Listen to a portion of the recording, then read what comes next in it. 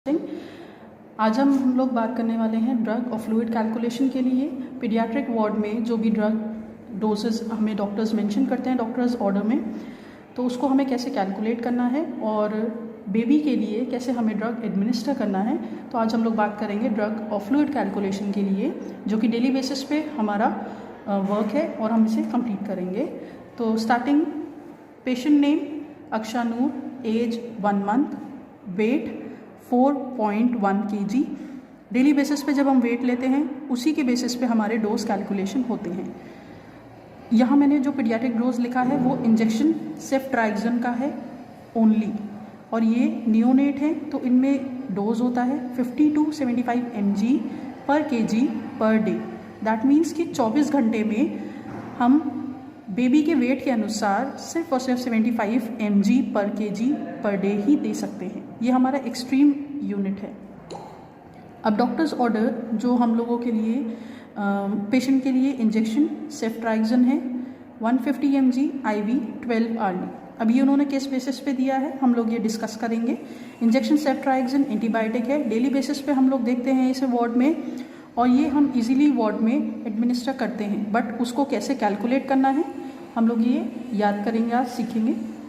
First of all, dose जो हमारा calculation है, डोज पर बॉडी वेट पर डे, ये हमारा फॉर्मूला है। तो जो डॉक्टर्स ऑर्डर में मेंशन था, जिस बेसिस पे इन्होंने ये ऑर्डर दिया है वो है 75 mg पर kg पर डे। तो एक दिन में 75 mg हमने अगर फॉर्मूला में अप्लाई किए हैं यूनिट्स, तो उसमें 75 mg इंटू 4.1 बॉडी वेट है बेबी का, जो कि 1 मंथ का बेबी है। तो उसको जब हमने इस फॉर्मूले को सॉल्व किया है तो आया है 307.5 mg पर डे। तो एक दिन में हम उन्हें बेबी को, इस नियोनेट बेबी को 307.5 mg मेडिसिन ही दे सकते हैं सेफ्ट्राइक्सन। तो 307 को जब हम राउंड ऑफ करके अपने mgs के अकॉर्डिंग, क्योंकि हमारे पास जो भी ड्रग अवेलेबल है तो वो mg में है, तो हम उसे राउंड ऑफ करके 150 mg BD इन्होंने ऑर्डर किया है। ठीक है, 300 को अगर हम ले लेते हैं तो 150 mg सफिशिएंट होगा एक नियोनेट के लिए, क्योंकि डोज में 50 to 75 mg है। अब यहाँ पे 12 आवर्ली मेंशन्ड है, इसीलिए मैंने BD लिखा है। BD मतलब ट्वाइस अ डे। ठीक है, तो जो हमारे पास वाइल अवेलेबल होता है सेफ्ट्राइक्सन का वो होता है 250 mg का। तो 250 mg को जब हम 5 ml डिस्टिल वाटर में डिज़ोल्व करेंगे, जो सेफ्ट्राइक्सन वाइल के साथ ही अवेलेबल होता है, तो टोटल हमारा 5 ml ये पूरा सॉल्यूशन बन जाएगा सेफ्ट्राइक्सन का।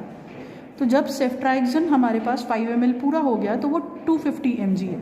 अगर हम उसको भाग करते हैं 250 mg को 5 भाग में अगर हम करेंगे तो 50 mg आता है। तो ऐसे ही हम उसमें से सिर्फ और सिर्फ 3 ml लेंगे, क्योंकि 3 ml इक्वल्स टू 150 mg। हमने 250 को 5 से डिवाइड किया तो 5 भाग हुए, 5 में से हमें सिर्फ और सिर्फ 3 ml लेना है, क्योंकि हमें बेबी को सिर्फ 150 mg देना है। बाकी हम इसको यूटिलाइज नहीं करेंगे अभी, क्योंकि हमें सिर्फ और सिर्फ 150 mg बेबी को देना है।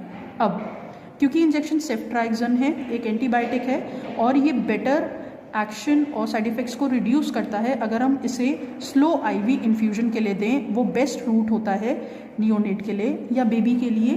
तो हम उसे डाइल्यूट करते हैं कैसे, 3 ml को डाइल्यूट करेंगे हम 20 ml 0.9% NS में, जैसा डॉक्टर्स मेंशन करते हैं।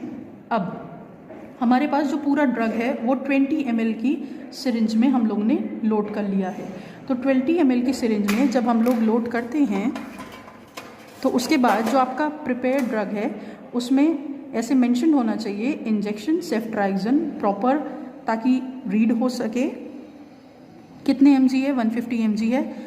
कब किस डे में मैंने बनाया है, मैंने 3/11/22 2 PM पे इसे बनाया है। तो अब जब मैं इन्फ्यूजन के लिए इसे यूज़ करूँगी तो वो पता रहेगा कि ये फ्रेशली प्रिपेयर्ड ड्रग है और ये मैंने अभी ओपन किया है वाइल और इसे डाइल्यूट किया है, ये प्री प्रिपेयर्ड नहीं है। तो इससे हमारा क्लियर हो जाता है कि कब प्रिपेयर किया है। अब जब हमारे पास 20 ml का सॉल्यूशन है और हमें 20 ml को 2 आवर्ली देना है, तो हम उसे कैसे डिवाइड करते हैं, सिंपल डिवीजन है 20 डिवाइडेड बाय 2, तो आंसर आएगा, आपको भी पता है 10, तो 10 आएगा। तो हमें 10 ml per hour infusion pump में सेट करके हम इसे मेडिसिन को देंगे 10 ml पर आवर के हिसाब से, और इंजेक्शन सेफ्ट्राइक्सन 150 mg IV 12